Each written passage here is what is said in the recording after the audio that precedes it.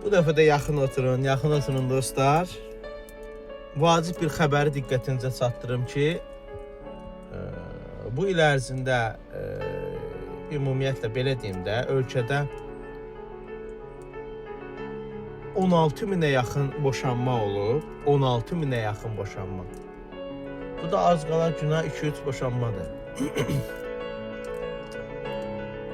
Təxmini deyək.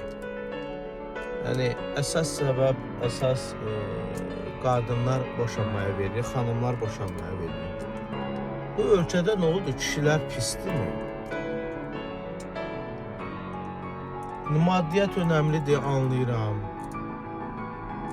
Yəni ailələri dağıdıb, uşaqları atasız qoyub, aliment alıb gedib 300 manata işləyəndə günün yaxşı keçəcək.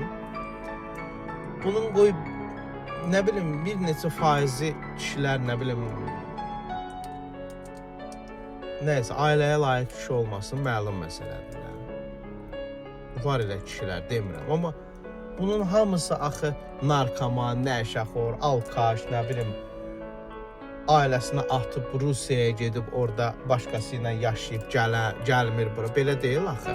Ola bilməz bu olsun. Bunun yarıdan çoxu imkansızdır. Qadınların maddi tələbatını ödəyə bilməmək. İctimaiyyətdən görürük. Qonşunun qızına baxım, elə olum, qohumda hara gedir, mən də ora gedim. Yazıq kişi 1000-1500 manat, nə bilim, maaş alır, kişi ola bilmir. Kişi ümumiyyətlə kişi ola bilmir. Çalışır, amma xeyri yoxdur.